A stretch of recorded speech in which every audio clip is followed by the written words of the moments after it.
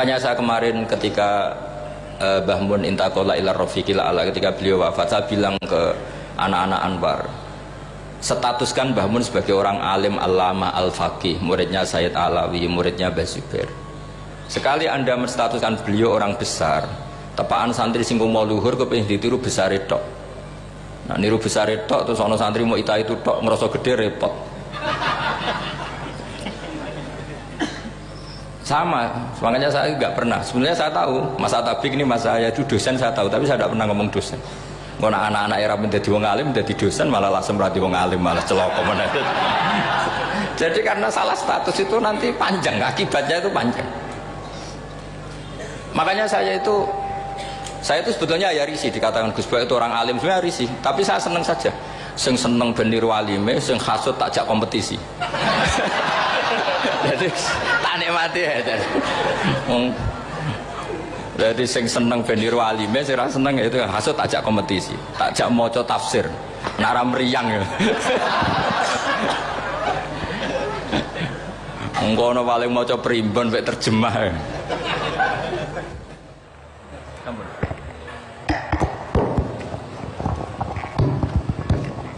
Sampun nggih. Kula terusno malih. Pun santai mawon. Kula ki ikhlas ora ngarah gelo santai mawon. Wong umpama ora sida ngaji ora gelo apa meneh trimo mik rusak. Santai mawon. Nah, karena saya itu insya Allah tidak akan pernah salah nama.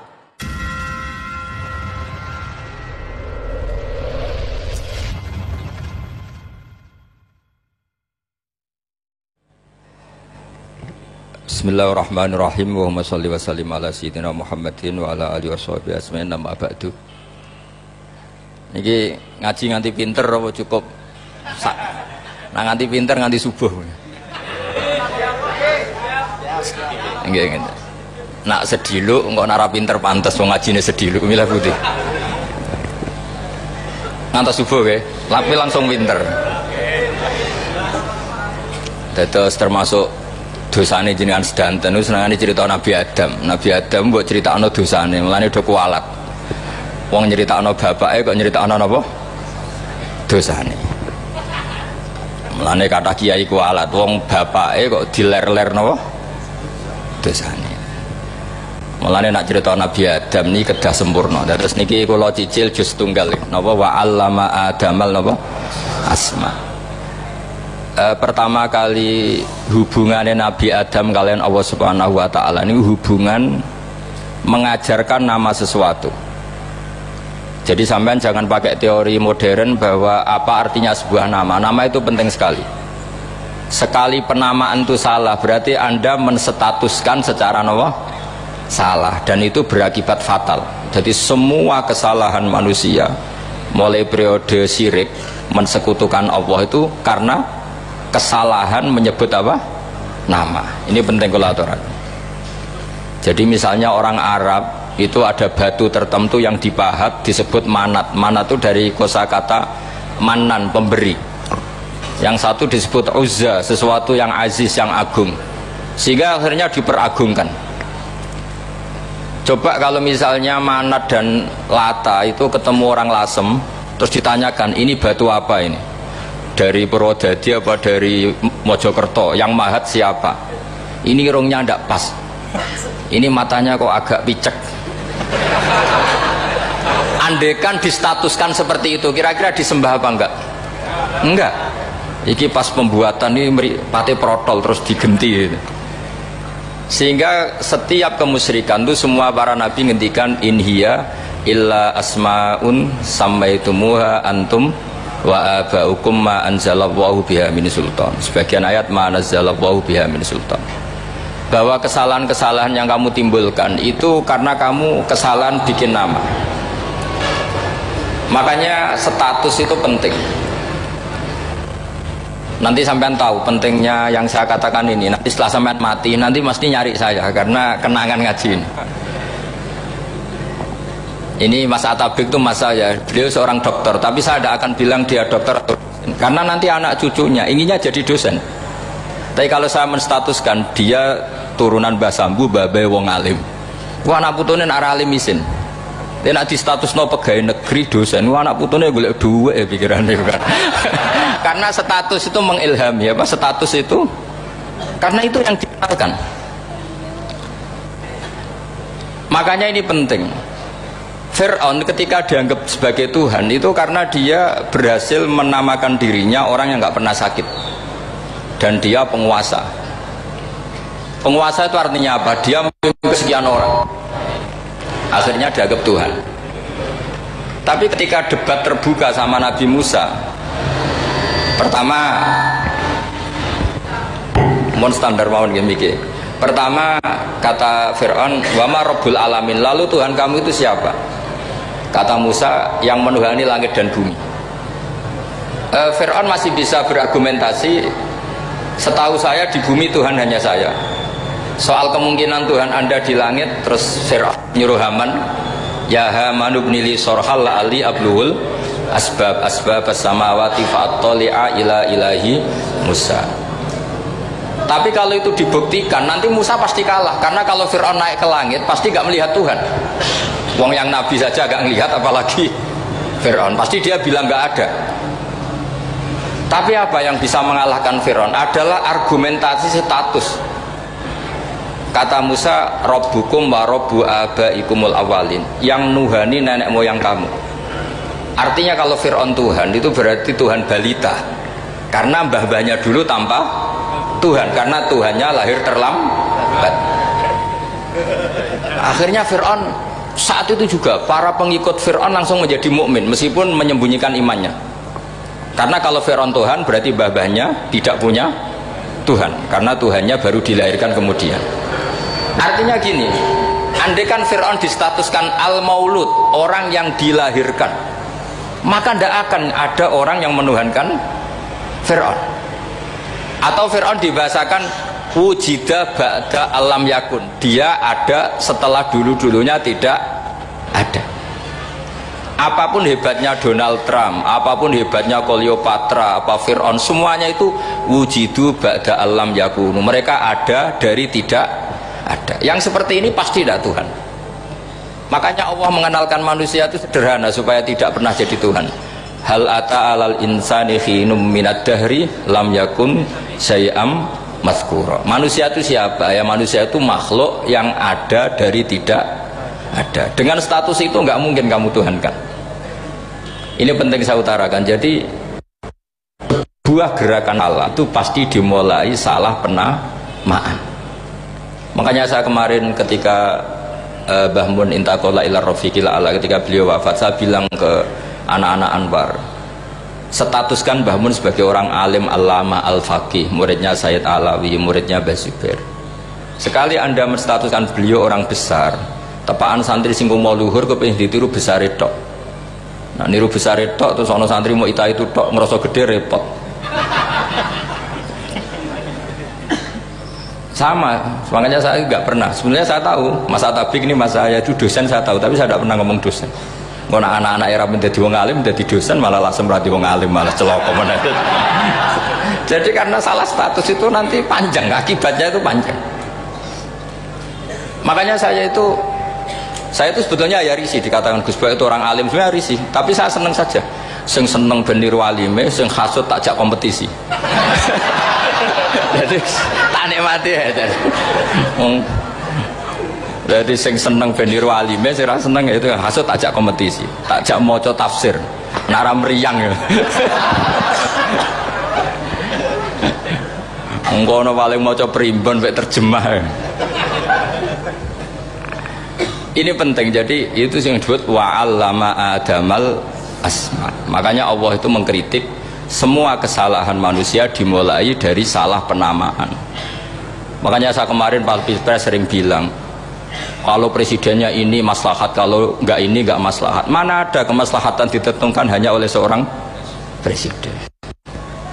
Itu tauhid kita di mana? Memang kita secara syariat harus milih sesuai istiadat kita, tapi tidak usah dong menggantungkan kesejahteraan sama seorang makhluk, itu tidak boleh. Secara tauhid enggak boleh.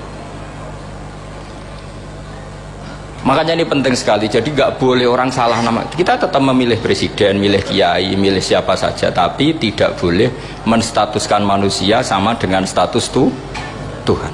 Itu bahaya sekali dalam ilmu tauhid. Terus yang ketiga, kenapa nama itu penting? Begini, alam yang dipakai Quran, alam itu nama ya, alam mangkul, semua alam. Wah, nanti subuh tak jamin pinter nih. Tapi saya tetap mau setengah jam. Karena saya tahu sampai subuh pun kira-kira ya tidak pinter, jadi ya setengah jam. Jadi nanti kalau kamu ditanya, kenapa tidak pinter? Mari Gus Bak mulangi mau setengah jam. Punya alasan. Kalau sampai subuh kok gak pinter kan, goblok banget nanti subuh orang pinter. Ya nah orang-orang bilang gitu. Lah anak sing ngomongin, oh mesti salah metode, gurune sing salah. Diulang orang pinter-pinter mesti salah sing mulang gitu. Malah repot lagi nanti. Saya beri satu teori bahwa nama itu penting. Rasulullah itu pernah guyon gini, ini guyon betul, ada di hadis Sahih, ada di juz 3 di kitab Bukhari. Allah itu kalau ingin bully, Allah itu suka bully, suka goda orang. Kalau ingin bully orang kafir itu menamakan kekasihnya namanya Muhammad. Makanya Nabi pernah guyon, ala ta'jabuna kaifa yasrifu wa anni satma quraisin wa la'nahu. Kenapa anda nggak pernah berpikir bahwa Allah begitu mencintai saya sampai bikin nama untuk saya itu nama yang membingungkan semua orang kafir? Karena kalau Abu Jahal nyari Muhammad mana, itu kalau kamu tahu bahasa Arab berarti artinya kan orang terpuji mana.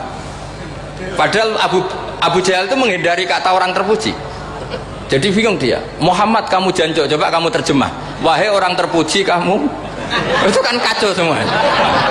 Makanya Allah itu suka bully. Jadi kata Nabi Muhammad, kamu tahu betapa Allah itu mencintai saya dan bikin bingung orang-orang yang menghujat saya, karena mereka kalau menghujat saya tetap menamai Muhammad. Itu coba kalau kamu tahu bahasa Arab, mana Muhammad orang yang berarti kira-kira kalau Abu Jahal misal itu jancuk kamu Muhammad, berarti artinya apa? Wahai orang terpuji kamu jancuk. Ini kalimat yang kacau kan. Akhirnya Abu Jahal pinter, kalau nyari Muhammad bilang gitu, ya mudhammam, ainal mudhammam. Makanya kata Nabi, yastamuna mudhammaman wa yal'aununa mudhammaman wa ana Muhammad. Akhirnya Abu Jahal kalau nyari Muhammad, ainal mudhammam, mana orang yang tercela. Akhirnya orang-orang tanya, mudhammam itu siapa? Muhammad itu loh. Akhirnya dia keliru lagi, ya Muhammad itu loh. Akhirnya ya bilang Muhammad lagi. Jadi kayak apa? Makanya itu saya mangkal kalau sama orang dan anaknya Kiai jenenge Agus, karena ya tetap diceluk Gus. Karena ya saya itu punya teman itu gak Gus, mangkalnya bukan main sama anaknya Kiai. Dia punya cita-cita anaknya nanti dinamai hanya Agus saja, supaya semuanya manggil Gus. Terus nanti yang hasut ya bilang Dus. Kayak kemarin pas Pilpres itu macam-macam. Tapi ini penting saya utarakan, jadi nama itu nggak boleh salah, status juga nggak boleh salah. Makanya saya ingin misalnya anaknya Kiai kok jadi pejabat, ya sudahlah, jabat itu. Saya betul, saya sampai sekarang dengan Gus Yasin itu ya tetap nyucup. Saya bilang ini putra guru saya, ini Gus saya. Saya tidak pernah membahasakan beliau wakil gubernur. Bahayanya nanti suatu saat, oh ini mantan, kan repot. Jadi ini penting, status itu penting. Orang sekali salah status itu bahaya, ke depan itu bahaya sekali. Karena tadi saya bilang tadi misalnya banyak kan anaknya orang-orang alim alamah, terus anak cucunya jadi dosen atau jadi doktor gitu, terus ini yang jadi status. Nggak boleh seperti itu. Ya sudah, dokter secara akademik dia jadi PNS karena kestatusan itu, tapi di keluarga tetap saja status alimnya saja. Atau mudawimul khairi, mudawimut tahajud, mudawimu apalah, ini selalu tahajud, ini selalu deres, ini selalu ibadah, sehingga anak cucu kita ya kenangannya itu. Anak-anak saya meskipun kecil itu jamaah terus, karena ya saya selalu jamaah. Dan saya melihat kalau anak saya tanya, Pak kenapa bapak sholat terus, ya saya bilang sepantesnya jadi manusia sujud, cuma selama melok dudunya melok nganggo pangeran dibayari ya ora gelem. Kata saya gitu, wong nganggo wong ya bayar, lagi nganggo bumine pengiran ra bayar wis anggap bae sujud itu bayar, kata saya gitu. Sehingga merasa sujud itu satu identitas. Ini penting saya utarakan karena tadi saya betul-betul mengenang istilah Allah wa 'allama Adamal asma. Semua kesalahan itu kata para nabi inhiya illa asma'un samaitumuha antum wa ataukum. Kita membahasakan misalnya Presiden Amerika orang terkuat di dunia. Bagaimana mungkin orang terkuat kemudian agak mangan sedino lemes? Hebatnya ning ndi? Iku nak pas mules weteng nak agak ngising yo lemes. Hebatnya apa? Makanya Allah ketika menerangkan Isa itu tidak Tuhan, itu Allah sederhana cara ngendikan. Kana yakulani to amal masih ibnu Maryam illa rasul qad khalas min qablihir rusul wa ummuhu siddiqah kana yakulani to'am. Artinya kalau Isa itu tidak mangan ya lemes, nak keluarkan ya kudu ngising. Lalu terus mbok sembah itu terus piye? Jadi gak kebayang seorang Tuhan kemudian kalau gak makan tuh lemes. Berarti statusnya Isa apa? Orang yang lemes kalau tidak makan. Terus kamu Tuhan kan? Aneh gak? Aneh. Jadi andaikan manusia dengan status yang diterapkan Allah, yang distatuskan Allah, itu pasti tidak ada yang salah. Karena yakulanit. Begitu juga kita. Kita juga gitu.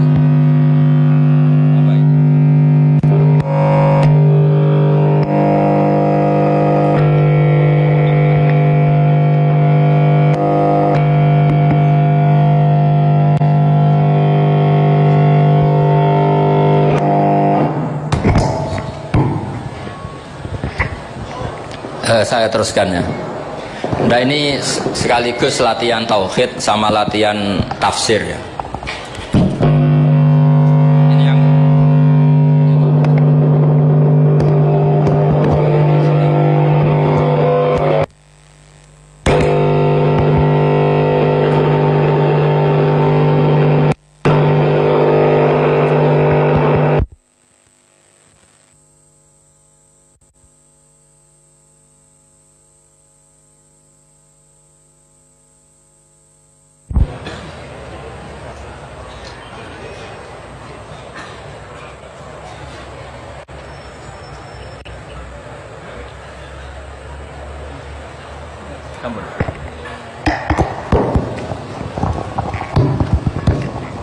sampun nggih. Kula terusno malih. Pun santai mawon. Kula ki ikhlas ora ngarah gelo santai mawon. Wong umpama ora sida ngaji ora gelo apa meneh trimo mik rusak. Santai mawon. Nah, karena saya itu insya Allah tidak akan pernah salah nama. Saya punya cerita ya tentang nama itu. Ketika seseorang baik sama tetangga, itu kalau sampean seorang mukmin yang mukhlis, mukmin yang ikhlas, pasti ya karena diperintah Allah. Saya ngajar seperti ini karena diperintah Allah. Baik sama pernah sepuh karena saya turunan Mbah Sambu, ya karena menghormati Mbah Sambu. Itu bagus. Sehingga dulu itu ada ulama, saya berkali-kali cerita, ada ulama punya tetangga itu berdua anak muda. Ya Ahmad, silahkan ke rumah saya. Datang. Setelah datang ke rumah pemuda tadi, kata pemuda tadi, ya Ahmad silahkan kembali, saya tidak butuh kamu. Kembali Imam Ahmad, dan santai saja. Setelah kembali sekian menit dipanggil lagi, ya Ahmad saya jadi butuh kamu, datang ke rumah saya. Datang lagi. Setelah datang, saya tidak butuh kamu, silahkan pulang. Pulang sampai 3 kali. Itu Imam Ahmad senangnya bukan main, kelihatan ceria, senang. Lama-lama muda itu tanya, ya Ahmad kenapa anda tidak tersinggung, bukankah itu menyakitkan? Enggak, kata saya. Tapi saya akan menyebalkan. Enggak, kata saya. Kata Imam Ahmad, kenapa aja? Saya ini diperintah sama Allah, kan apik mbek tangga. Dadi nek mbok udang ya teko, mbok kon mulai ya mulai. Alhamdulillah iso nglakoni perintahe Allah. Dadi aku ora ono hubungane mbek kowe. Sehingga orang itu gak bisa didikte oleh di sekelilingnya karena ya hubungannya langsung sama Allah Subhanahu wa ta'ala. Jadi dulu tuh orang jadi wali itu segampang itu. Kalau kamu kan enggak, hukum tentang tetangga itu kamu kayak orang kapitalis, kayak orang komunis, pakai teori sosial. Nah diapik yo apik, dielek yo elek. Itu kan pikiran PKI gitu. Artinya satu perilaku sosial didikte oleh makhluk itu perilaku orang mukmin atau orang PKI. Itu orang PKI. Kalau orang mukmin ya mangkana yu'minu billahi wal yaumil akhir fal yukrim jarahu. Kita baik sama tetangga karena diperintah Allah, sehingga kecewa ada kecewa ya santai saja. Imam Ahmad katanya, kenapa engkau tetap ceria? Aku ora urusan mbek kowe, urusanku mbek pangeran. Pangeran ngutus sampe mbek tangga.